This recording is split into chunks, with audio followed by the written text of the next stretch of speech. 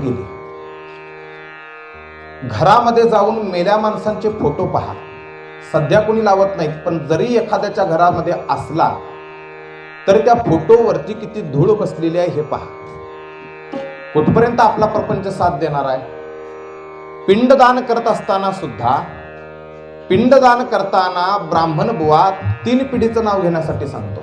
वडील वारले असतील तर वडिलांच्या नावानं पिंड अर्पण करा, आजोबा वारले असतील तर आजोबांच्या नावानं, आणि त्याच्या पुढची पिढी, 4थ्या पिढीचं नाव आपल्याला माहिती नाही, त्याचीच जमीन आपण खात आलेलो आहे. त्याच सासूचे दागिने सुनबाई वापरत आलेली आहे, तरी सुद्धा आपल्या प्रपंचातल्या फोटोवरती धूळ बसावी. याचा अर्थ आपण प्रपंचात राहून केलं का? तुझ्या 4थ्या पिढीला जर तुझं नाव माहिती नाही तर तू झटला कशासाठी?